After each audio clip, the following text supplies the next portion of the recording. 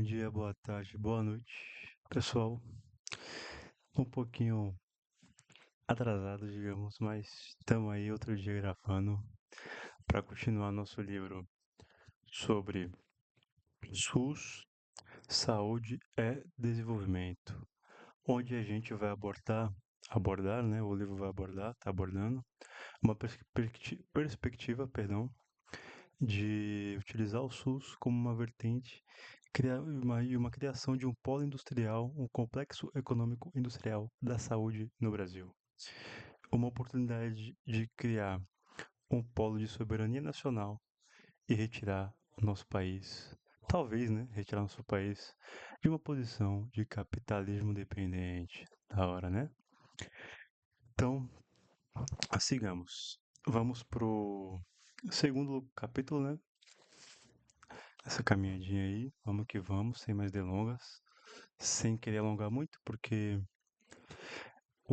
a gente vai ter que ler o capítulo todo, daquela pegadinha que a gente gosta. Agradeço quem acompanhou aí, quem vai acompanhar. Se gostar, deixar o like, compartilhar aí com quem você acha importante, que você acha que vai curtir, conhecer essa ideia, conhecer essa noção. E de projetos aí, vou tentar começar a postar o áudio dos livros no Spotify, talvez com um vídeo, não sei se eu vou conseguir, para ouvir como audiolivro, né? E quem não conseguir, não tiver Spotify, só baixar aquele Atube Catcher, baixa o vídeo, ou então quem tem celular baixa aquele SnapTube, e aí você consegue converter para áudio, escutar no celular de grátis, né? Enfim, vamos continuar aí aprendendo bastante com esse livro, sensacional, ainda mais no contexto onde a educação e a saúde estão cada vez mais sendo desfinanciados, né? Para o ano que vem, o governo atual já prevê que não vai ter dinheiro para saúde e para educação. Esse livro mostra aqui como isso é um atraso, né? Não só no ponto de vista social, mas no ponto de vista econômico, né? Não os dois, um está atrelado no outro, né? A economia não está. Inclusive, os problemas sociais são derivados de como a economia é gerida, né? Mas já estou delongando muito, vamos que vamos. Estado no século XXI. Reflexões sobre estratégias, políticas de desenvolvimento produtivo e inovativo, perdão, e impactos para o CIS, que é Complexo Econômico Industrial da Saúde, a partir da experiência internacional.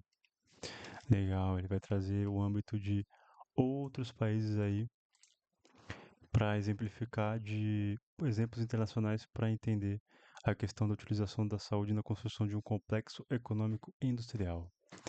Legal, vamos seguindo.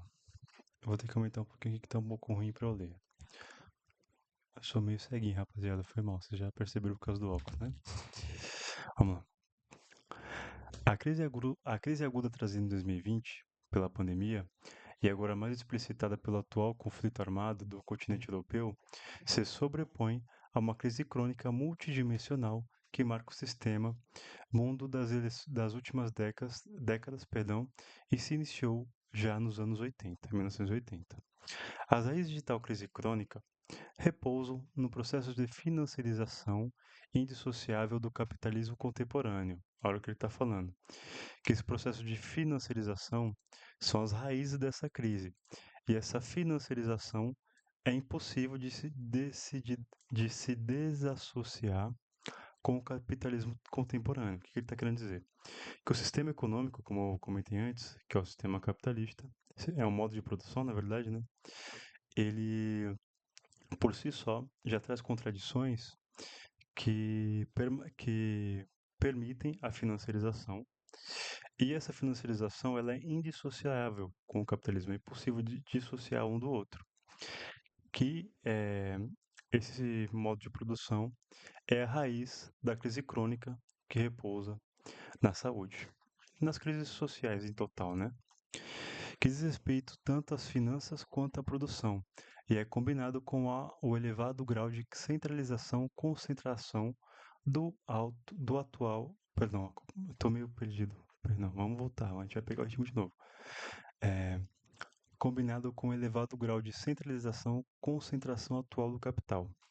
Os resultados da financiarização podem ser observados a partir de, pelo menos, quatro tendências, que se apresentam na quase totalidade do mundo, mas especialmente nos Estados Unidos da América, Europa Central e Japão. Crescimento brutal das desigualdades, diminuição das taxas de crescimento econômico, aumento considerável do endividamento público, privado e das famílias, e, evidentemente, crescimento da participação do setor financeiro na economia, que se traduz em um aumento da participação dos lucros financeiros nos lucros totais do setor privado. O que ele está dizendo aqui? Que as contradições capitalistas, né, como exemplo nos Estados Unidos, especificamente, na Europa Ocidental e no Japão, existe um crescimento brutal das desigualdades. Por quê? No capitalismo, ele é um capital que precisa se valorizar a qualquer momento. E esse capital só se realiza quando ele é vendido, ou seja, o capitalismo só funciona quando ele dá lucro. E ele é um modo de produção que ele tem que dar lucro sempre. Aí qual que é o problema disso? Quando existe uma decisão de vamos alimentar toda a população, vamos distribuir saúde para toda a população, vamos distribuir saneamento para toda a população, ou vamos ter lucro. No capitalismo, a decisão é sempre o lucro. Então, por exemplo, aqui na região da Baixada Santista, lá em São Vicente, no México 70, que é um local completamente desassistido, só chega a polícia para reprimir e para, tá ligado, né, fazer parte ali para pegar o arrego. O que acontece? Num local como esse, como a prefeitura deveria pensar num outro modo de produção, por exemplo, no socialismo, no comunismo. Você vai trazer ali saneamento básico, vai construir um hospital, você vai construir um transporte público de qualidade, um metrô, um trem ou um busão com uma capacidade de mobilidade pública melhor. Você vai trazer um escoamento, porque quando chove, muitas vezes, por exemplo, lá nas quatro pistas em Santos, sempre alaga. Zona Noroeste, Jockey Club, é, é, ou então, aí, mas qual é a questão nesse momento? Você vai ter que investir um dinheiro naquela região que não vai ter um retorno imediato, né? E ainda você vai ter que lidar com várias contradições aí. Porque o crime que roda ali, ele gira um dinheiro para alguém. E esse dinheiro que gira para alguém, com certeza tem aval do Estado. Porque se pensa comigo, se eu que sou Zé Ruela sei onde tem movimentação de entorpecente, de tráfico de armamento, tal, tal, tal. Imagina a polícia, né? Em especial, polícia militar, polícia civil. Então, o que acontece? Para aquela máquina girar, ela gira algum dinheiro. E aí, para onde que vai esse dinheiro, né? Em vez de ir para, como eu falei, saneamento básico, hospital, saúde, educação, biriri, bororó, ela vai enriquecer alguém. E uma coisa não está separada da outra. Para ela deixar de enriquecer alguém, ou para ela ter um aparato estatal ali de segurança, alimentação, transporte, saúde, lazer, um centro de esporte, uma quadra esportiva, um cinema, um teatro, uma biblioteca, quando você traz isso para aquela região, automaticamente você vai retirar lucro desses outros conglomerados que ocorrem ali, que é a criminalidade, eh, o salário baixo, né? Porque quem mora num lugar melhor vai ter acesso a uma educação que vai possibilitar que ele galgue um salário maior, que queira uma condição melhor para sua família, que queira acessar uma faculdade, que vai saber que existe direito, que vai ter acesso à educação, ao letramento. Então você tem várias contradições aí que no capitalismo vale mais a pena, é mais lucrativo ele deixar aquela parcela da população, aí na sua região deve ter algum local assim também. É mais interessante para ele deixar aquela região desassistida, né, de propósito, para que se cresça crime, para que a população daquela região aceite um trabalho num valor menor, mais precário, que ali ocorra, quando chegar numa eleição, você chegar lá, conseguir comprar um voto com uma cesta básica, pintar um muro, e bibibi, e construir eh, uma, uma, uma igrejinha na região, distribuir uma cesta básica ali. Porque Para a partir daí ele conseguir o voto. É mais lucrativo para quem gera aquele local deixar desassistido, porque é muito mais fácil conseguir o voto sem ter que investir. Porque quando se investe naquela região, não só jogar dinheiro, né? Estou falando em investir em coisas que importam, que realmente vão mudar a vida da classe trabalhadora. Saúde, educação, lazer, esporte, cultura, é, história, é, ter os seus próprios ritos, suas próprias individualidades da região. Quando você promove aquilo, aquela região vai ter condições de lutar pelos seus direitos e desejar algo melhor. E aí, para você conseguir um voto daquela região e o risco daquela região se autodeterminar e que buscar alguma melhoria é muito maior. Por isso que prefere se manter aquela região afastada, desassistida, para que o capital continue se valorando de uma forma mais simples e mais fácil. Desculpa por ter me alongado, mas eu acho que no comecinho, como a gente está ainda se readequando com o texto, é legal trazer esse âmbito aí. Então ele está falando que o quê? O capitalismo é indissociável da financiarização. E esses dois atrelados são as raízes das desigualdades sociais, dos problemas sociais calamitosos, criminalidade que a gente tem hoje em dia, né não? Então vamos seguindo. Particularmente, após a crise financeira de 2007 e 2008, explicitou-se a captura dos governos nacionais e de suas políticas, dos principais países ocidentais acima mencionados, pela lógica de acumulação de capital das grandes empresas transnacionais, ETN. Quem é investidor tá ligado que quando você vai investir lá em ação do exterior, falam de, acho que é ETF, se não me engano, né? Lembra um pouquinho isso aqui. É nesse marco geral que foram analisadas as principais transformações na dinâmica global de produção e inovação nas políticas públicas industriais e de inovação adotadas pelos principais países, enfatizando-se suas conexões e seus impactos no âmbito de uma crise global. Destaque especial foi dado à análise do papel das novas tecnologias digitais, popularmente associadas à chamada Indústria 4.0. Evidentemente, essas questões estão sendo dinamicamente redefinidas e rediscutidas, tendo em vista os desdobramentos de crise sanitária e o conflito militar que atinge o continente europeu em 2022. O objetivo desse texto é pensar novos meios e formatos institucionais para um novo Estado, entre aspas, com capacidade de resposta a crises, como as que vivemos, e de promoção do desenvolvimento social, ambiental e econômico centrado na vida e, portanto, do bem-estar e na saúde da população. Buscou-se conhecer experiências que possam iluminar a definição de uma nova geração de políticas públicas para orientar um novo projeto nacional de desenvolvimento, amparado na, amparado na e sustentado por uma base produtiva e tecnológica. O Complexo Econômico Industrial da Saúde, CEIS, direcionada ao acesso universal à saúde e à promoção do bem-estar, no contexto das transformações políticas, produtivas e tecnológicas em curso. O que ele está falando aqui?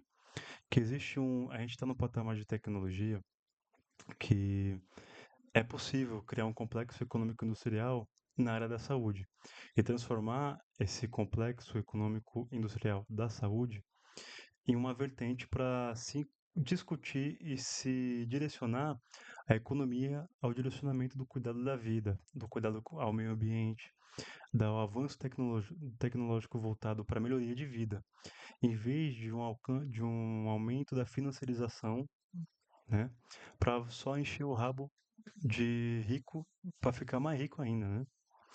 Então vamos seguindo. As principais mudanças na dinâmica global de produção e inovação no milênio. O novo milênio é caracterizado por aprofundamento da crise social e econômica e brutal, aumento da desigualdade entre e intra-países. Nesse período, o surgimento e a expansão dos monopólios digitais convivem com difusão lenta e desigual das novas tecnologias digitais e as instituições financeiras adquirem um poder sem precedentes, ganhando de fato controle sobre as ETN não financeiras. Os três principais gestores de fundos de investimento, BlackRock, Vanguard e State Street, são os maiores acionistas individuais em aproximadamente 90% das 500 maiores empresas do mundo. Ou seja, Eles têm maioridade nas ações de 90% das 500 maiores empresas do mundo. Esses três gestores de fundos de investimento, eles mandam em 500 das maiores empresas do mundo, rapaziada. Quem vocês acham que são esses caras, né? Vocês acham que é quem? Que é um trabalhador, alguém que se preocupa com a saúde do povo? Porque se eles controlam 500 das maiores empresas, o que eles direcionarem para essas empresas, a tendência pode ser que não, pode ser que tenha exceções, lógico, mas a tendência, 500 maiores empresas do mundo, é que as outras seguiriam o mesmo caminho, pelo menos próximo daquilo, né? Só que, como a lógica é sempre do lucro, esses grandes monopólios, eles sempre vão se valorar em locais que se dão mais lucro. E o lucro, ele, nesse momento, ele passa por cima do cuidado da vida, do meio ambiente, né? A gente está tendo aí aquecimento global batendo na nossa porta. O acesso à saúde é dificílimo. Você vai numa fila da USAFA, demora horas. A gente está falando do Brasil aqui. Demora horas para você ser atendido numa fila do SUS. E isso com o SUS desfinanciarizado. Imagina se esse dinheiro das maiores 500, das 500 maiores empresas do mundo tivesse direcionado para a criação de um complexo de saúde que atendesse o povo, né não? Isso que o livro está propondo, né? Esse dinheiro que vai para a grande acionista, se fosse investido no complexo de saúde econômica industrial, né? E visando uma melhoria da vida do povo, preocupado com o meio ambiente, onde vai descartar onde vai descartar é, o excedente ali do que excedente não, cara, tô falando merda. Onde vai se descartar ali o lixo hospitalar, como é que vai cuidar, como é que vão se construir os hospitais, se vai ser no material ecológico, se vai se utilizar do lucro que vem com esse complexo econômico industrial para se plantar, por exemplo, para se plantar uma região arborizada, para ter acesso com o dinheiro que vem desse complexo econômico industrial, para você investir em um local desassistido, trazer um hospital para lá, entendeu? Esse é o que ele está falando. Se utilizar de uma ferramenta de um complexo de saúde para se investir em locais que mudem a realidade do povo, né? De verdade, realmente. As mudanças das estratégias das ETNs ocidentais, não financeiras, daí decorrentes, e a ascensão da China têm impacto significativo na dinâmica global de produção e inovação no período. Nessa nova dinâmica, explicita-se a desindustrialização e esvaziamento do tecido industrial dos Estados Unidos e principais países europeus, com consequências negativas sobre sua capacitação tecnológica. Por outro lado, como resultado de intensa intervenção estatal, onde as finanças subordinam-se aos imperativos da produção e da inovação, a China assume a liderança tecnológica na grande maioria das atividades produtivas. O que ele está falando aqui? Que no mercado da inovação, quem entra é o Estado. Sabe por quê? Porque a taxa de lucro não é garantida. Então o Estado entra com rios de dinheiro, né, não? Assim como a China faz, e não é à toa que ela é líder tecnológica na grande maioria das atividades produtivas. Por quê? Eles se utilizam da dívida pública do país, em vez de usar a dívida pública que nem aqui no Brasil, para pagar acionista, né? Que é a gente tem a maior taxa de juros do mundo, 15% da taxa Selic, em vez de se utilizar essa dívida pública, que é o gasto financeiro do Estado, para encher o rabo de rico de mais dinheiro, o que se faz na China? Essa dívida pública é utilizada há mais de 20 anos, né? Que a China tem déficit primário. Déficit primário é o quê? Quando o país gasta mais do que arrecada. Só que você pensa, pô, vai dar errado. Só que eles gastam em um complexo econômico, industrial, que vai trazer um retorno de tecnológico e inovador para aquele estado, né? Por exemplo, vai, vamos dizer na Grande São Paulo e Rio de Janeiro. E aí, como que a gente vai lidar com o transporte migratório, tanto de pessoas quanto de material para essas duas regiões, visando que, por exemplo, em Santos tem o Porto de Santos e no Rio lá, não sei onde fica deve ter algum porto, imagino que tem algum porto lá, deve ter, enfim, que não tem, mas deve ter, óbvio que provavelmente tem. Enfim, é só ilustrativo aqui para a gente entender um pouquinho. Eu falo aqui da região da Baixada, que é onde eu conheço. Se precisamos fazer uma logística mais barata e mais eficiente, a gente poderia construir um trem, uma via ferroviária daqui de São Paulo para o Rio, de São Paulo capital para a Baixada e conectando com o porto dessas duas regiões. O transporte, tanto via terrestre quanto via marítima, ficaria mais barato do que de rodovia de caminhão, utilizando esse caminhão. Economizaria combustível, e se de transporte de pessoas poderia ser um trem-bala, né? Se economizaria de combustível, de aço, porque não teria que fazer um monte de busão, né? Você faria um complexo de trem-bala ali, como é utilizado na China. Para se interligar, seria mais rápido, a logística seria mais simples, as pessoas conseguiriam trabalhar de uma forma melhor, pegar um transporte público menos lotado. E para acontecer isso, o Estado tem que entrar com investimento pesado nisso, porque nenhuma empresa privada vai entrar, né? Para fazer uma obra desse tamanho. Olha que a gente está falando de ligar só dois estados, hein? A gente não está falando de um país inteiro.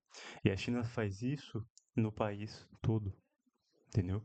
Por isso que ela fica em déficit primário, ela se utiliza dessa dívida para se investir em infraestrutura, e uma estrutura que vai melhorar a sua capacidade produtiva. Ou seja, vamos pensar aqui numa. Deixa eu ver um exemplo legal. Hum, vamos pensar aqui você aí no seu trampo. Você aí tá aí pegando o busão 2 horas de ida, 2 horas de volta. Digamos que na sua cidade se faz um VLT ou então um trem que consiga cortar esse tempo aí para 30, 40 minutos de transporte. De 2 horas para 30, 40 minutos. Não é um transporte lotado, tem bastante horário para você ir, para voltar. E nessa que tem um ar-condicionadozinho, tem um acesso à internet nesse transporte público. Nesse meio tempo, o que acontece? Você ganha 1 hora e meia de ida, 1 hora e meia de volta. Talvez você consiga até estudar nesse meio tempo, passar no vestibular, enquanto você está no busão estudando, lendo, e entrar numa faculdade. E o transporte para a faculdade, digamos que seja é, mais veloz, da mesma forma. O entendimento é o mesmo. Entende que o gasto, aí você vai se formar. E você vai ser utilizado como mão de obra naquele local. Você vai ser um enfermeiro, um engenheiro, um advogado, um médico, um psicólogo, um. Entende que é uma mão de obra mais qualificada e que para o Estado brasileiro você seria mais útil, é, seria uma pessoa mais bem formada, que vai trazer um valor social maior e pode transformar a sua região, locais próximos de você, melhorar a vida da sua família, e vocês consequentemente vão consumir mais, esse dinheiro vai retornar para a economia. Então você vê que as políticas econômicas lá no começo de infraestrutura, elas permitem uma desculpa, perdão por me enrolar, mas elas permitem uma melhor qualidade de vida e uma produção mais eficiente daquele país, né? Não é à toa, como ele falou, como o livro fala aqui, que a China assume a liderança tecnológica na grande maioria das atividades produtivas. Quando você utiliza o dinheiro e a dívida pública para infraestrutura, esse é o resultado, rapaziada. Não é que nem o Brasil, não, né? Mas o Brasil poderia fazer isso. A agudização da crise econômica e social após 2007 e 2008, o aprofundamento da financiarização e o aumento da desigualdade produziram impactos significativos no processo de globalização. A partir de então, a economia global tem sido marcada, entre outras coisas, por baixo crescimento real do produto interno bruto, o PIB, e do comércio global. Queda no investimento em atividades produtivas associadas a uma estagnação da demanda e existência de capacidade ociosa global em importantes atividades. Olha, isso aqui é importante, ó. É, queda no investimento em atividades produtivas associadas a uma estagnação da demanda e existência de capacidade ociosa global em importantes atividades. Por que que no capitalismo é interessante que exista uma estagnação da demanda, ou seja, que as pessoas não possam comprar, e exista uma capacidade ociosa global, que tenham pessoas que não se produzam tanto que se pode. Por quê? No capitalismo, a gente consegue gerar produtos numa quantidade maior do que a gente precisa. A gente tem excesso de produção. Só que qual que é a contradição aqui? A gente já poderia alimentar o mundo inteiro. Ninguém deveria mais passar fome desde os anos 80. Só que por que, que as pessoas ainda passam fome hoje? Porque no capitalismo tem que se criar uma escassez artificial para que certa parte da população se mantenha inferiorizada e subordinada, para que o grande dono do capital concentre o seu poder e a renda e ele não tenha ameaça dos menos favorecidos, né? É, Só que existem contradições aí que, assim, grande parte da força global vai ficar ociosa nisso, né? E grande parte da força global não vai conseguir comprar os produtos que são produzidos pelos capitalistas, né?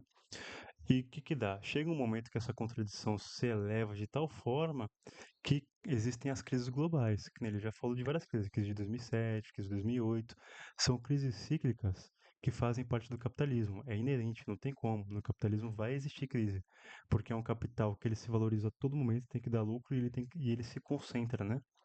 E a partir do momento que ele se concentra, ele vai te dando um acesso de mais pessoas. E aí, quanto mais pessoas perdem o acesso a necessidades básicas, se forma uma crise global. Uma crise global. E é de duas a uma. Ou se mata o povo, ou existe uma revolução, ou então o Estado vai lá e deliberadamente execra esse povo, que é o que acontece nas favelas do Brasil, né? E nos guetos do mundo inteiro, né não? Vamos lá. Esse quadro se vincula a um aumento significativo das desigualdades sociais e no endividamento de famílias, empresas e governo. No mundo de financiarização dos investimentos, uma boa parte de caráter especulativo em ativos financeiros continuam crescendo muito acima da produção real e do comércio global. Após a transferência para o exterior das etapas do processo produtivo intensivas em trabalho pouco qualificado, as grandes ETNs ocidentais, a partir de meados dos anos 2000, passam a também deslocar para outros países, principalmente para a China. A China se tornou a indústria do mundo, né? Etapa etapas mais densas da produção, como a engenharia de produtos, do processo e design. Avanços nas disciplinas científicas, juntamente com inovações específicas e capacidades computacionais, e a fragmentação das etapas do processo produtivo permitem eh, a modularização do conhecimento e o fatiamento do processo de inovação em blocos modulares de tarefas especializadas, que podem ser realizadas por equipes de pesquisa e desenvolvimento, P&D, geograficamente dispersas. As grandes ETNs estruturam redes ou circuitos globais de inovação configurando, na prática, uma nova divisão internacional do trabalho, agora para inovação, sob a ilusão de uma falsa ideia de inovação aberta. Estas empresas são, de fato, predadoras do conhecimento gerado por suas redes de inovação em diferentes países. Ele está falando que, à medida que a tecnologia vai se avançando no modo capitalista, vão se dividindo eh, pequenas funções para as pessoas, onde elas não se interiorizam do movimento completo do que se está produzindo. Por exemplo, você trabalha como um programador para uma empresa, uma IBM da vida. Você está lá programando, mas você não participa da decisão de onde que vai ser utilizada essa tecnologia. Se vai ser utilizada para criar uma empresa privada para ganhar dinheiro no cafundó do Judas, ou se você vai programar um sistema que vai ser utilizado no SUS, IBM, SUS, talvez não tenha nada a ver, mas vamos lá. Você é um programador. Você trabalha numa empresa de renome aí brasileira de programação. E aí, o que acontece? Em vez de você utilizar a sua inteligência para criar um sistema que barateie o gasto do SUS, que se crie um sistema de servidor de memória, onde a capacidade tanto de trabalho dos funcionários que ficam na ponta, na recepção, quanto de arquivamento de processos de atendimentos de pacientes ocorram de uma forma mais rápida. Em vez de você utilizar sua inteligência para isso, você é contratado pela IBM para programar lá para fora, para você sabe-se lá para quê, né? Então vamos lá. É, e à medida que a tecnologia se avança e você é um trabalhador que está contribuindo com isso, você não está a par do processo inteiro. Você é retirado da decisão de para onde vai a tua inteligência, entendeu? Políticas de produção e inovação. Os Estados Unidos, os países da União Europeia e o Japão jamais abandonaram o uso de instrumentos de política voltados ao desenvolvimento produtivo. Ao longo do presente milênio, porém, a lógica das políticas industriais de inovação foi transformada, passando a ser cada vez mais projetada para se ajustar ao ambiente da crescente liberalização e financiarização. O que ele está falando aqui? Que eles não deixam de inovar, mas nunca perdendo sua característica de classe, né? Se inova a favor de quem? De quem manda, dos ricos. Não se inova a favor do povo. Na União Europeia, a partir da chamada Estratégia de Lisboa de 2000, as políticas de inovação adquirem papel central na agenda da política industrial. Concebidas a partir da noção neo-schumpeteriana, não sei nem que parte é isso, de sistema de inovação, elas ambicionavam radical transformação do território europeu em direção a uma sociedade do conhecimento, entre aspas, e uma renovação do tecido produtivo daquele continente.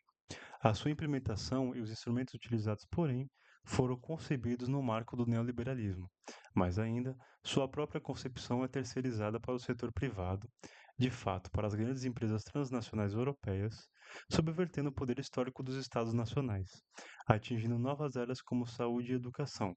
Tais políticas de privatização do próprio Estado não se relacionam a ineficiências, sendo fundamentalmente baseadas em ideologia.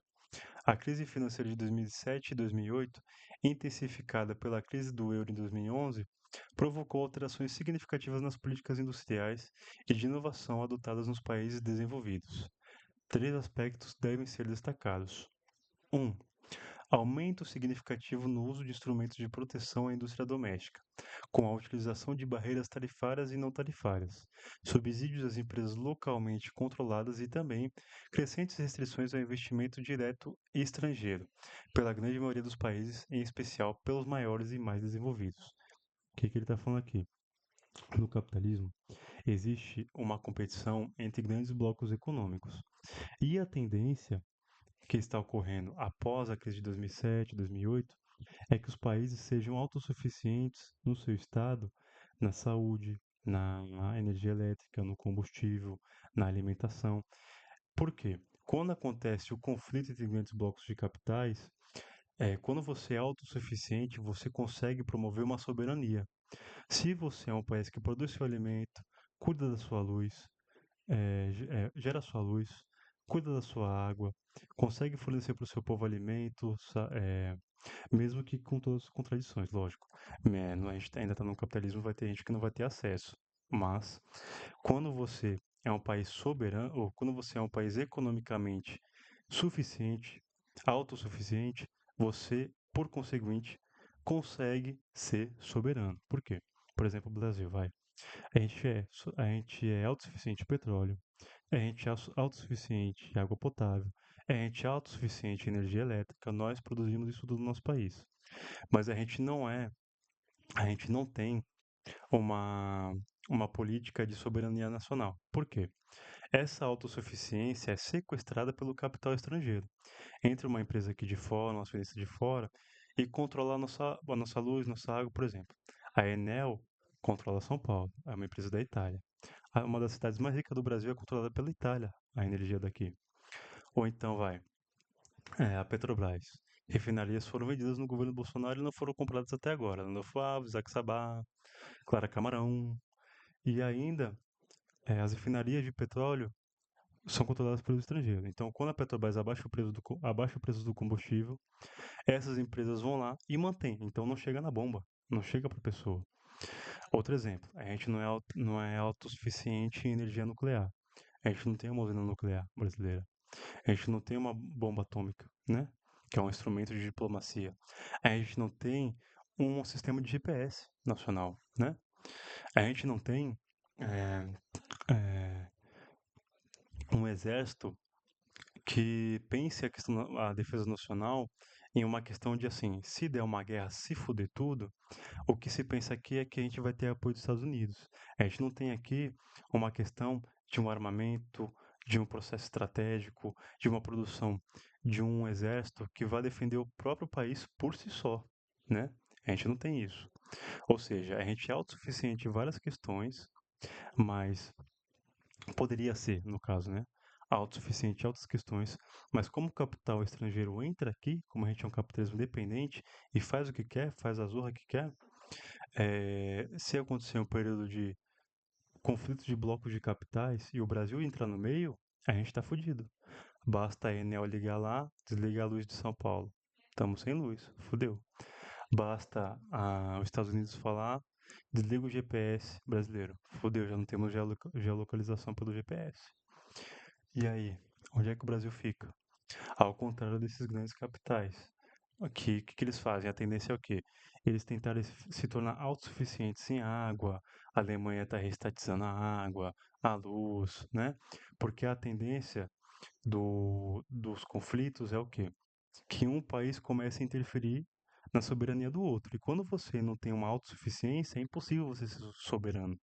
Não tem como, entendeu? Por isso que a economia atravessa as questões sociais, né? Um está um está interligado ao outro. Política não se dissocia de economia, né? Muito pelo contrário, os dois são duas faces da mesma moeda, entendeu? Então, vamos seguindo. Entre as atividades econômicas que mais têm objeto desse tipo de ação governamental estão aquelas do CEIS, Complexo Econômico Industrial da Saúde. Entre 2009 e 2020, foram implementadas 2.698 ações de proteção pelos diversos países. No caso das farmácias, 88% dessas medidas foi implementado por China, Estados Unidos e Índia, e alguns países europeus. Ou seja, mais de 80% das medidas para se criar uma proteção das suas farmácias foram feitas pela China, Estados Unidos, Índia e alguns países europeus. A gente tem o SUS, o maior sistema de saúde do mundo. Cadê o Brasil nessa porra? Né? Vamos se perguntar. Era pra gente, tá aí, ó, tendo farmácia brasileira, produzindo remédio brasileiro, produzindo maquinário de raio-x, de exame, de tomografia, até o contraste que vai beber, né? Era pra gente ter esse complexo de econômico industrial da saúde. A gente tem o maior sistema de saúde do mundo, rapaziada. A gente tá. Nosso país, infelizmente, nossos governantes, eles estão ligados a uma elite burguesa. E nunca que eles vão pensar no povo, eles nunca vão pensar numa soberania nacional, entendeu? Isso está na mão da gente, do povo, né? Esse perfil de distribuição observado em fármacos se repete nos equipamentos e serviços médicos lá. Vamos lá. Na contramão dessa tendência, o Brasil foi o país que mais liberalizou essas atividades. Vamos lá. O maior sistema de saúde do mundo, hein? Foi o que mais liberalizou essas atividades. Ou seja, vem quem quer, bagunça e faz o que quer. Entendeu? De fato, de acordo com informações compiladas pelo Global Trade Alert Evernorth e Fritz 2022, do total mundial de 512 medidas que liberalizaram o comércio internacional para as atividades farmacêuticas, e 506 medidas semelhantes para equipamentos médicos hospitalares. Entre 2009 e 2021, o Brasil implementou 82 medidas, 18% do total, que facilitaram as importações de produtos farmacêuticos e 155 medidas, 30,6% do total, que visaram flexibilizar a entrada de equipamentos médicos hospitalares. Quando você vai correr atrás de um exame ou de um médico e tá caro e você não tem acesso, é por causa disso. Por quê? A burguesia comanda o mercado da saúde no Brasil e prefere ganhar em dólar, importar em dólar um remédio, um equipamento médico e um produto farmacêutico, do que se criar um complexo industrial aqui no Brasil para produzir o remédio aqui. Poderia ser muito mais barato. Se a dívida pública não fosse utilizada para pagar acionista e título de dívida pública e fosse utilizada para, por exemplo, investir no complexo de criação de equipamento hospitalar e produto farmacêutico aqui no SUS, investimento no SUS. Seu remédio ficaria mais barato, o povo teria mais dinheiro para gastar em outras coisas, teria mais acesso à saúde. Mas não, como é a burguesia que comanda o país, como a gente vive no capitalismo, se usa o complexo de saúde para se importar. E assim, o trabalhador não compra dólar, mas ele vai lá e compra o dipirona, compra, faz exame no SUS, vai buscar a sua insulina no SUS, vai buscar o seu remédio de pressão no SUS. E tudo isso é comprado de fora, é importado. Então, indiretamente, quando você compra um remédio, uma insulina, eh, quando você vai fazer um exame, você está investindo em outro país. Porque o dinheiro que é pago ali, que é gasto ali por você ou coberto pelo Estado, ele é importado, né? O dinheiro que é gastado e essa riqueza vai para fora. Essa riqueza que é utilizada ali vai para fora do país, não é utilizada aqui. Destaca-se ainda que o advento da pandemia em 2020 levou a um aumento significativo do controle da entrada de capital estrangeiro, especialmente para o CEIS, como decorrência da fragilização das empresas e cadeias produtivas nacionais. Agora, dois. Vamos lá. Ó, e com decorrência disso, fragilização das empresas e cadeias produtivas nacionais. Por quê? Como se importa equipamentos e produtos de fora, o que vai acontecer com a indústria nacional? Que não vai ter dinheiro, não vai ter investimento, ela vai morrer. E aí, como que que um país constrói soberania se ela não pode produzir os próprios remédios? Se não pode produzir os próprios equipamentos hospitalares? Como é que um país desse consegue ser soberano?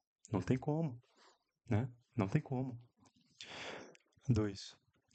Iniciados por alguns países no final do anos 2000, perdão, estratégias nacionais visando o desenvolvimento tecnológico e o estímulo à adoção das novas tecnologias digitais foram introduzidas por um número significativo de países, especialmente os Estados Unidos da América, China e os maiores países europeus. Por exemplo, a Alemanha adotou o programa Indústria 4.0 em 2011, como parte de uma ampla estratégia de estimular a geração e a introdução na estrutura produtiva alemã das tecnologias digitais. Além disso, perdão, as três maiores economias da União Europeia, França, Alemanha e Itália, combinaram suas principais iniciativas de digitalização da indústria, a cooperação trilateral do Programa Alemão Indústria 4.0, da Ação Governamental Francesa, Alliance Industrie do Futur e da iniciativa italiana Piano Indústria 4.0. As diferentes estratégias articulam recursos públicos com medidas de proteção à indústria local. Vamos lá. Concessão de subsídios, utilização do poder de compra do Estado e instrumentos de controle de entrada de capital estrangeiro. Como eu falei, eles criam, o Estado investe pesado na sua indústria da saúde, na digitalização da sua indústria da saúde, para quê? Para que num processo de conflito entre blocos de capitais, no conflito entre países, ele tenha uma soberania nacional. E outra, quando você tem uma soberania na questão da saúde, você exporta isso. Então a balança se inverte. Em vez do Brasil ter que importar remédio lá de fora e ter que mandar riqueza para fora, pelo contrário, o Brasil passa a mandar produto para fora, claro que abastecendo o seu país antes, né? Vamos lembrar que senão fica igual a carne vai para fora e a gente aqui fica sem comer, fica uma fortuna. Claro que abastecendo o seu país antes e depois passa a exportar essa tecnologia ou esse produto para fora. E aí, em vez da gente estar mandando a riqueza para fora, outros países estão mandando a riqueza deles para nós. Essa balança se inverte. E quando esse dinheiro vem, a gente volta e reinveste nesse complexo inteiro. Olha só que maravilha. Que é o que países de ponta fazem. E a gente poderia fazer aqui. Mas, para isso, tem que tirar o poder da mão da burguesia, né, rapaziada? E tem que estar na mão do povo. 3.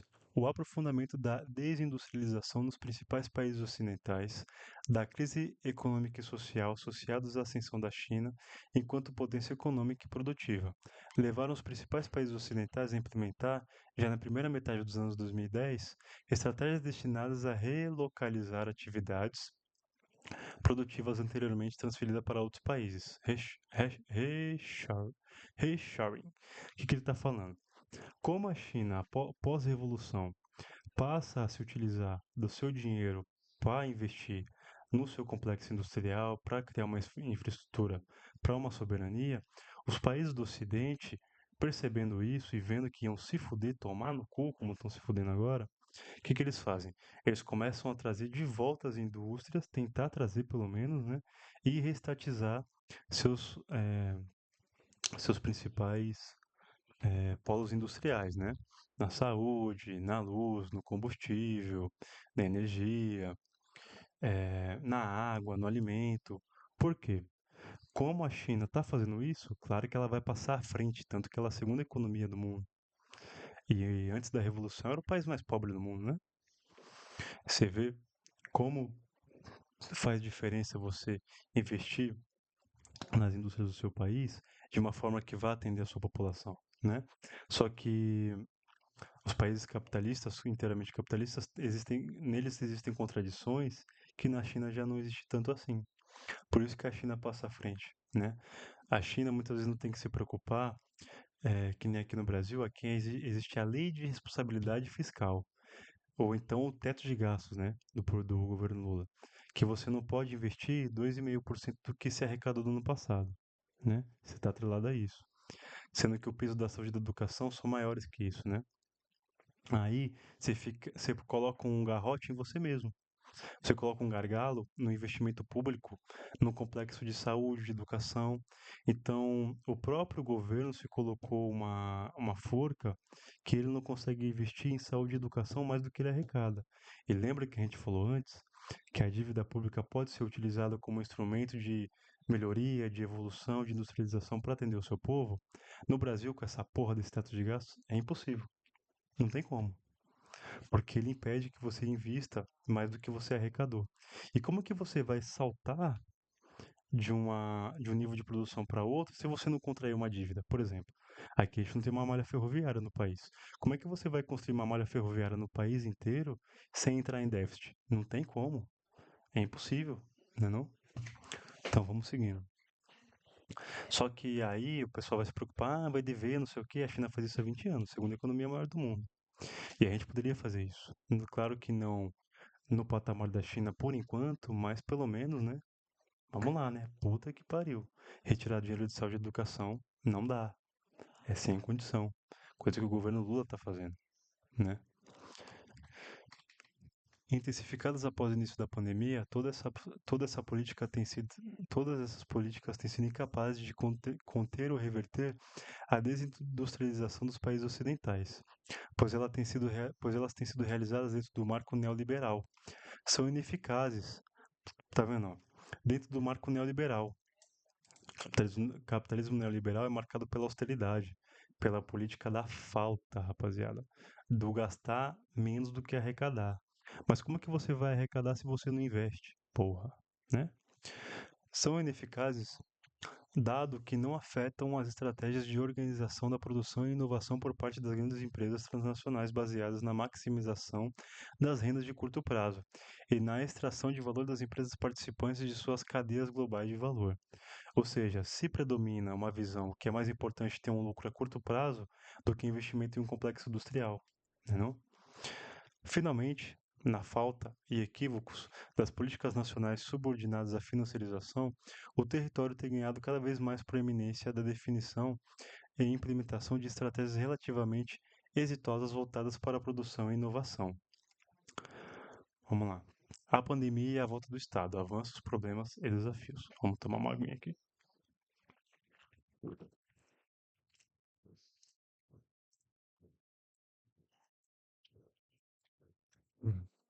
Voltando. A crise da pandemia exigiu resposta rápida e contundente dos diferentes estados nacionais que, em sua grande maioria, definiram novas estratégias de curto e longo prazo. A pesquisa analisou documentos de política e planejamento para uma amostra de 14 países. De maneira complementar, também foram abordadas as ações de reações da sociedade civil, movimentos sociais 4.0 à crise. As principais conclusões sobre o papel do Estado em tal cenário são: 1. A crise iniciada em 2020 trouxe de volta a discussão sobre o papel do Estado, especialmente quanto à saúde, sustentabilidade socioambiental, transição energética e digital, inovação e infraestrutura geral, e digital em seus diferentes aspectos, perdão. Em especial a necessidade de novos regimes de cofinanciamento. O que ele está falando aqui? A pandemia mostrou que nenhum setor privado é capaz de lidar com com vários problemas, né? Vamos lá. Como é que você viu alguma empresa aí lidando com a produção e distribuição de vacina num país inteiro? Que empresa que fez isso? Privada. Nenhuma. O Estado teve que entrar com dinheiro pesado. Compra de vacina. Que empresa que você viu privada aí a pesquisar a cura da vacina? Privada. Nenhuma. Teve que o quê? O Estado entrar com dinheiro pesado, né? Em cima dessa pesquisa para poder chegar na cura de uma vacina. Ou seja, o Estado foi colocado, foi levantado para a população o papel primordial de um Estado para se gerir uma nação inteira, né? Para a questão do controle de uma pandemia, da produção de uma vacina, da logística de entrega, do, na mobilização da população para um lockdown ou para um fechamento das empresas, né não? E, seguindo, número 2.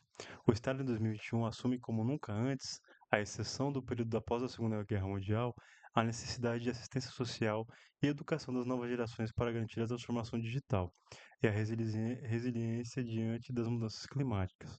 Ou seja, nesse meio tempo, se levantam discussões sobre transformação digital, a necessidade disso, e as mudanças climáticas, né? 3. O mito ortodoxo da austeridade fiscal foi superado pela necessidade imperiosa de gastos públicos, resultando no maior endividamento da maioria dos países que, com o apoio de organismos multilaterais como o Fundo Monetário Nacional, FMI, e Banco Internacional para a Reconstrução e Desenvolvimento, BIRD. O que ele está falando aqui? Que o mito da austeridade fiscal, ou seja, o mito de que se tem que arrecadar para depois gastar, caiu por terra na pandemia. Por quê? Era necessário conseguir encontrar uma cura.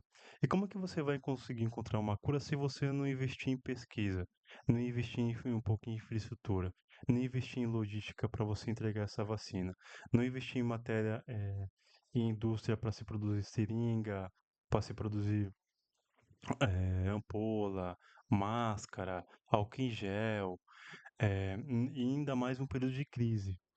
Que empresa que entrou nessa porra? Nenhuma. É investimento do Estado, né? É investimento do Estado. Ou seja, esse mito de que precisa se arrecadar antes de gastar, na pandemia se provou o contrário, né? Na pandemia se provou o contrário. Por necessidade, para que não se morresse toda a população, ou pelo menos grande parte da população do mundo, foi necessário se gastar antes de arrecadar até se encontrar uma vacina, né? Uma, e vamos para o número 4. A necessidade de maior regulação dos ambientes digitais e de uma atualização de meios e fins do Estado no espaço digital, suas relações com os cidadãos e empresas. Ou seja, nasce não, se mostra a preocupação com ambientes digitais. Por quê? Na época se espalhou muita fake news, na época se espalhou muito mito, na época se espalhou que era só uma gripezinha, né? Como aqui o presidente do Brasil falou, que a cor era cloroquina, e isso vinha pelo WhatsApp, por fake news no WhatsApp, biriri, bororó. E aí se mostra como é necessário a intervenção do Estado, não só no âmbito físico, mas no âmbito digital também.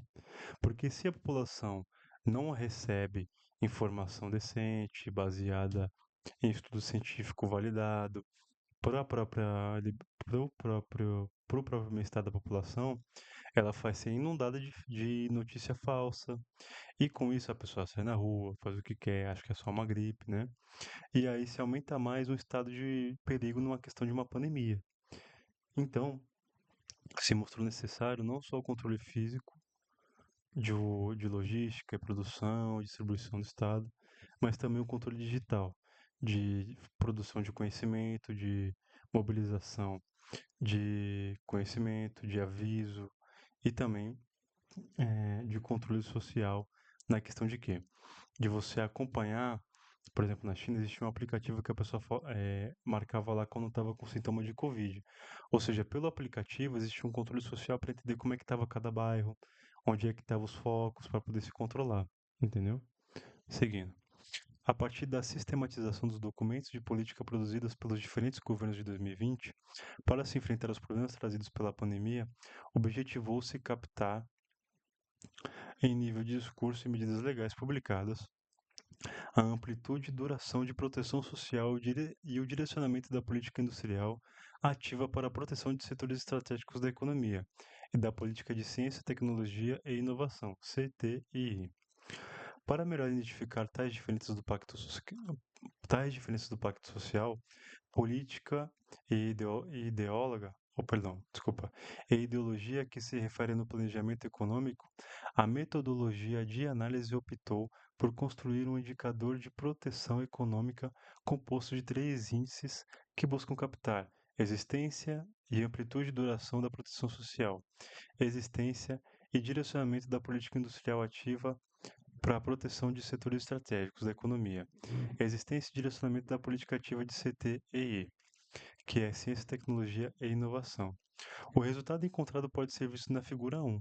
Sinteticamente, a análise realizada aponta que três países, Argentina, África do Sul e Brasil, foram menos capazes de estruturar proposições de políticas voltadas para sua base produtiva e social.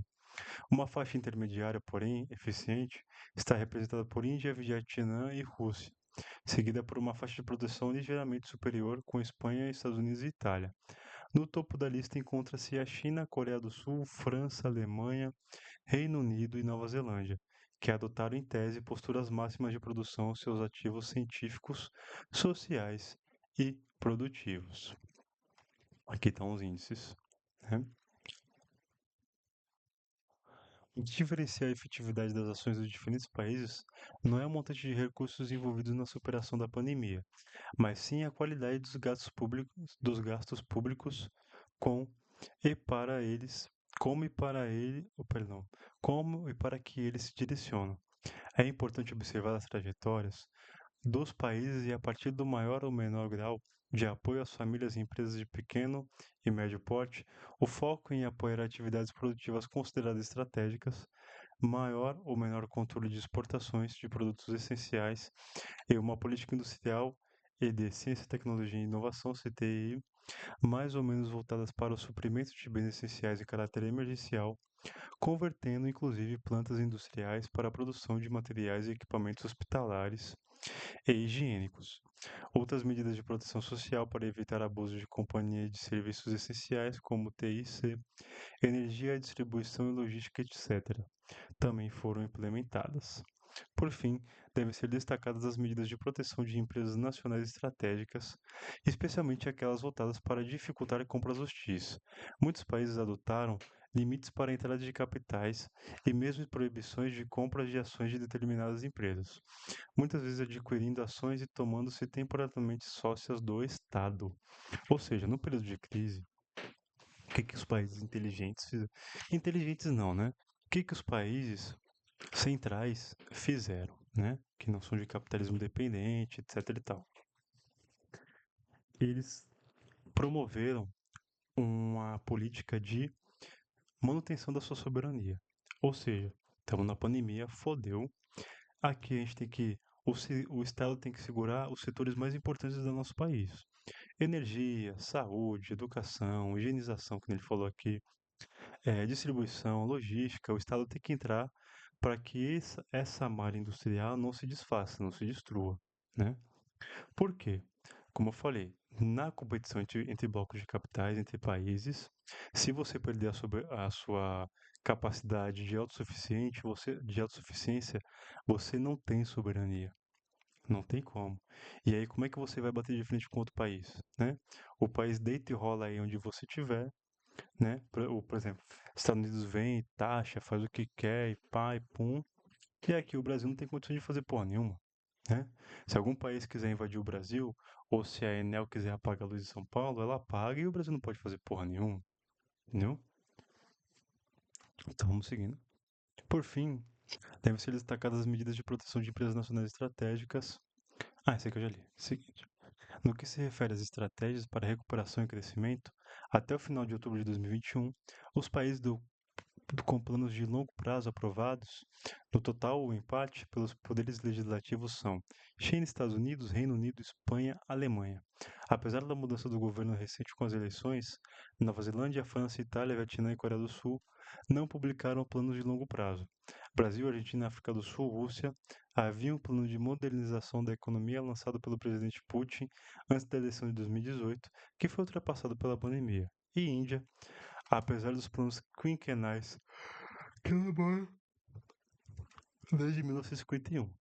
Os destaques sobre tais planos são: número 1. Os planos estão voltados para a resiliência diante de mudanças climáticas, a transição energética e a digitalização da economia. Trata-se do maior volume programado de investimentos públicos no mundo desde a Segunda Guerra Mundial. Em maior ou menor grau, número 2, né? Buscam preparar suas sociedades e novas gerações para esse novo paradigma, com a regulação normativa legal dos mercados, especialmente o financeiro, de trabalho, sistema tributário e educação. O CIS, número 3, recebeu volumosos recursos da CTI, que é o é, esqueci, foda-se. E está ao lado da educação como um pilar para o desenvolvimento, bem-estar da população e avanço tecnológico. Ciência, tecnologia e inovação, lembrei. 4. Há modelos variados de conveniência entre redes de saúde pública e privada, e a maioria dos países de alta renda, excetuando-se os Estados Unidos, pretende ampliar a rede pública e pactuar o serviço da saúde digital. Por que será que os Estados Unidos não quer aumentar, né, a conveniência entre rede de saúde pública e privada? Executando-se os Estados Unidos, excetuando-se, perdão. 5. Os investimentos em CTI, Ai, bicho, eu sempre esqueço esse. Mas, enfim, seguindo.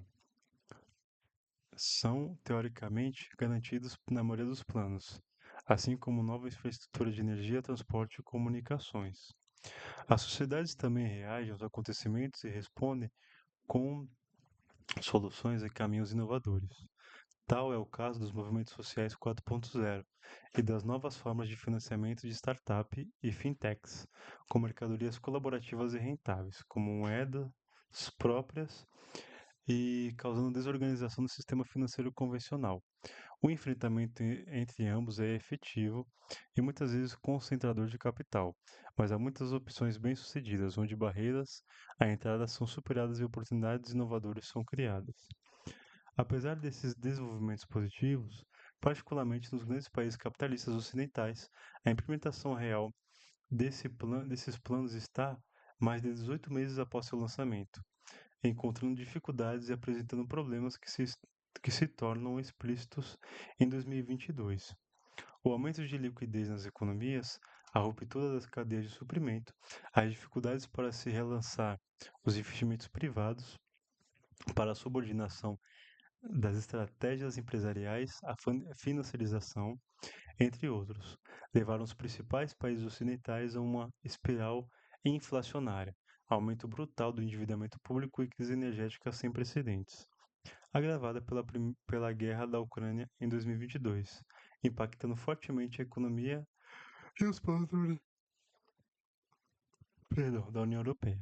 Já em 2020, diversos analistas apontavam os problemas na implementação de tais estratégias, dado que as políticas econômicas continuam a ser fundadas na austeridade, com os novos programas sendo extremamente favoráveis ao grande capital e especulativo. Seguindo, saúde e as tecnologias digitais. A pesquisa apontou que há um risco de o desenvolvimento e a difusão das novas tecnologias digitais se direcionarem em especial nas atividades CEIS, Complexo Econômico Industrial da Saúde, e processos de modernização de velhas trajetórias tecnológicas, e não da criação de novas trajetórias potencialmente virtuosas.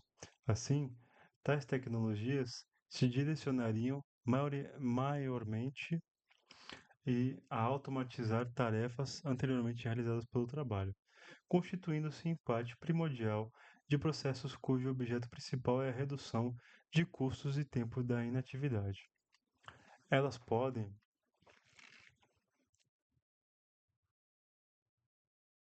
Hum, hum, hum, hum.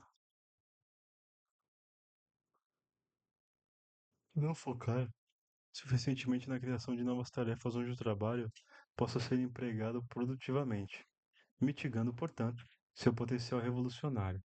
De fato, em vez de melhorar a produtividade ou desenvolver novos mercados, as novas tecnologias digitais podem se constituir em uma ameaça sendo orientada para a precarização do trabalho, exacerbando assim um dos principais obstáculos ao desenvolvimento. O que ele está falando?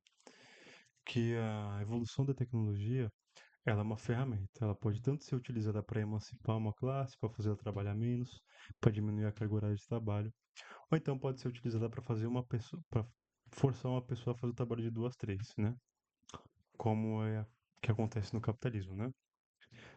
Na saúde, a maior contribuição potencial de tais tecnologias, em especial a inteligência artificial, está na capacidade de processar e analisar pela primeira vez volumes gigantescos de informações, gerando conhecimento para, entre outros, vigilância sanitária, diagnóstico, experimentos virtuais, construção de fórmulas e moléculas.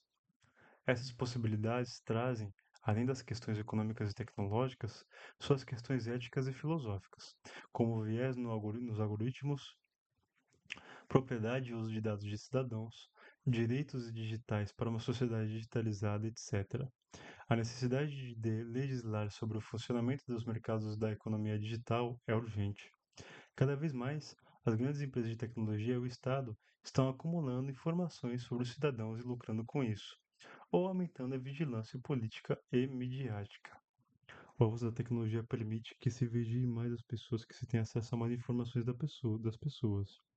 Em vez de ser utilizado isso para algo bom, como disse, a ferramenta é uma tecnologia, essa capacidade computacional, produtiva, de armazenamento, de mobilização digital, ela é utilizada para oprimir mais ainda a classe trabalhadora, né?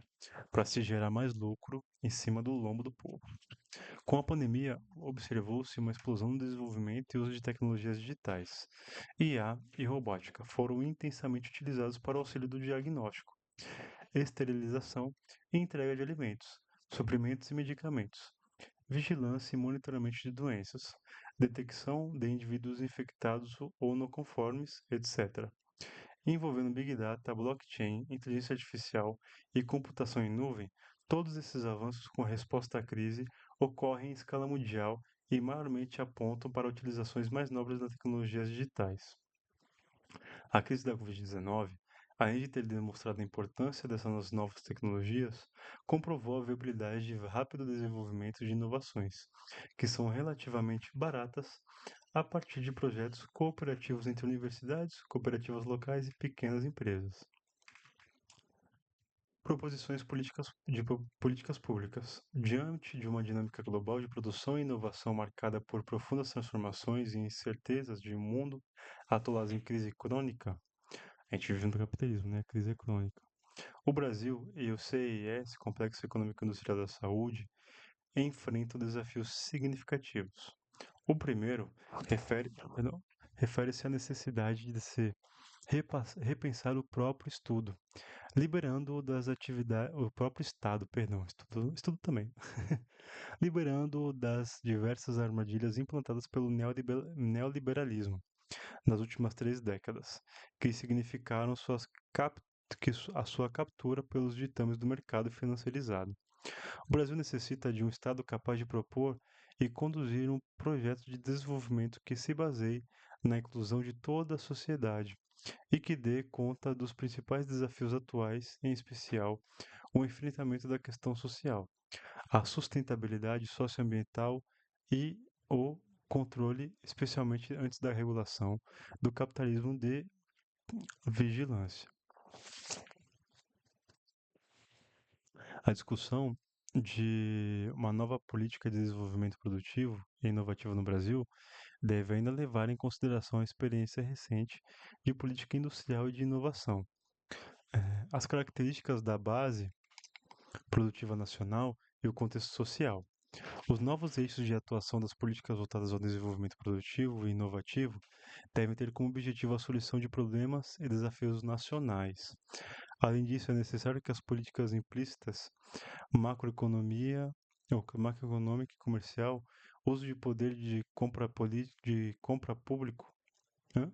Poder de compra público regulatória sejam desenhadas e implementadas de acordo com os objetivos de padrão de desenvolvimento desejado, além de deverem reforçar as ações e instrumentos das políticas explícitas.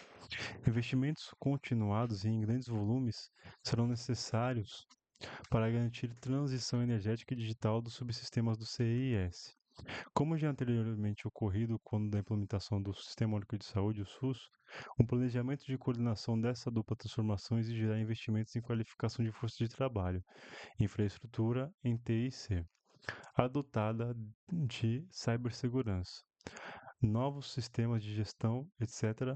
Sem dúvida, os instrumentos financeiros atuais, o funding e o próprio orçamento público com as leis, LOA e PPA, necessitarão de serem modelizados na direção do que se pode chamar de Estado 4.0. E as DEFI, sigla em inglês para Finanças Descentralizadas, são grandes as possibilidades de trajetórias tecnológicas virtuosas e benignas que as novas tecnologias digitais apresentam, seja para a modelização democrática e inclusiva do Estado, do Sistema Nacional de Saúde, seja para a gestão de recursos e para a CTI, e política industrial de desconcentração espacial, do CIS. Talvez até mesmo necessária uma reforma sanitária digital, incluindo instrumentos de telemedicina e aplicativos e algoritmos como o setor privado já oferece nas health techs. Nesse ponto, modernização tecnológica e de modelo de serviços e gestão do SUS reside a maior oportunidade no atual cenário de dificuldades. Porém, exige adotar uma política de Estado, continuada a longo prazo, um pacto social pelo futuro do país.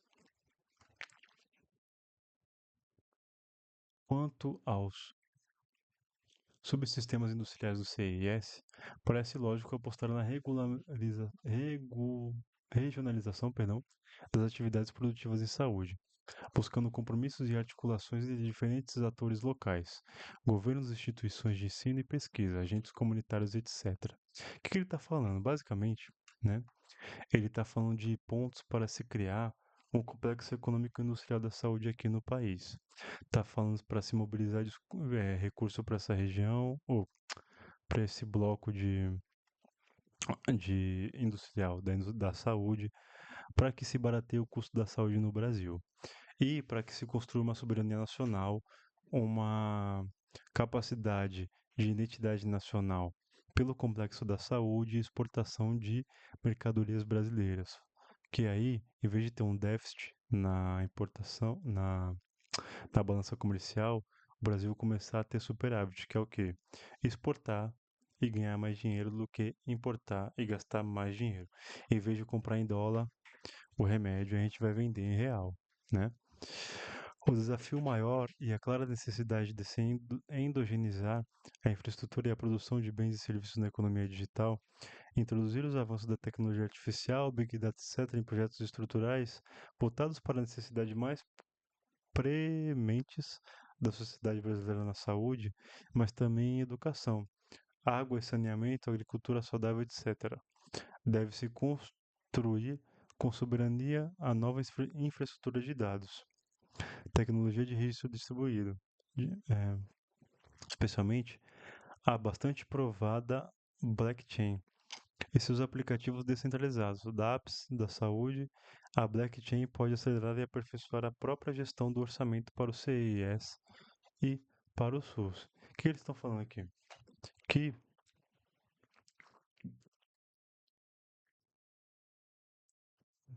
se investido o dinheiro no complexo econômico da saúde, e se esse investimento também for em tecnologia, inovação, pesquisa e desenvolvimento, a capacidade desse complexo industrial de saúde é gigantesca. Por quê? Com as tecnologias que a gente tem hoje, tendo o maior sistema de saúde do mundo, vocês imaginam a capacidade do Brasil de produzir matéria, de produzir material, remédio, de produzir emprego, né? E de produzir emprego, não, né? De eh, gerar condições para que pessoas sejam empregadas no salário menor, ou menor não, cara, no salário maior, para trabalhar num volume menor. E aí, por conseguinte, conseguir uma condição de acesso à saúde melhor para o seu povo, né? Utilizando-se também da tecnologia, que é data center, big data, IA, blockchain, nas suas interações logísticas. É, filhão. A construção e consolidação de sistema de saúde universal se destaca como eixo, perdão, fundamental no projeto de desenvolvimento e foco potencial nas políticas industriais e de inovação. No Sistema Nacional de Saúde, o convênio público e o privado deve-se a construir uma infraestrutura segura para armazenar e processar os dados da maneira descentralizada e, ao mesmo tempo, acessível e interoperável pelos nós da rede de saúde, sejam eles públicos ou privados. Aí está falando de criar uma infraestrutura de gestão de dados, armazenamento de dados de uma forma que não seja centralizada, mas ao mesmo tempo ele quer ele quer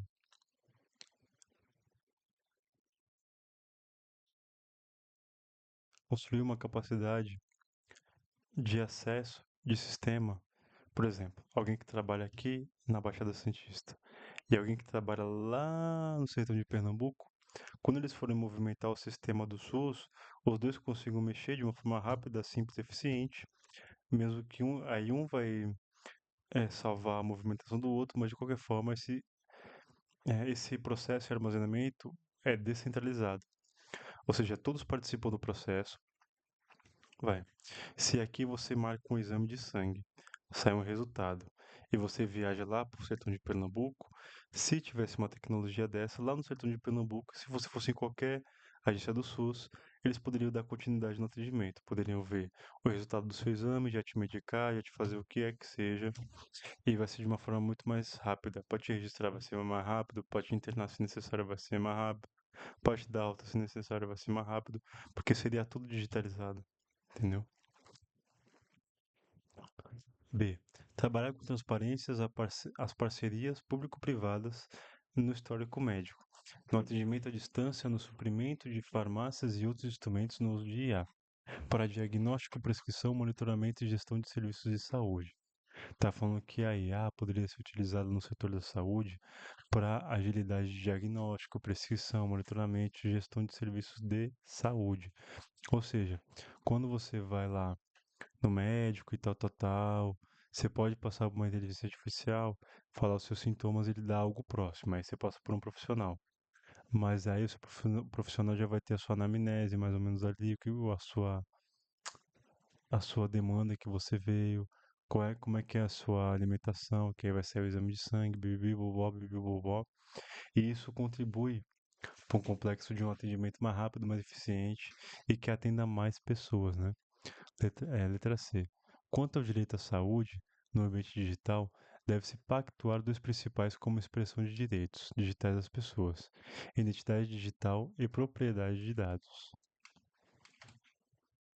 Nossa, vai dar meia-noite já, meu Deus. Vamos seguindo. Ih, onde é que eu tô? Dados e dados.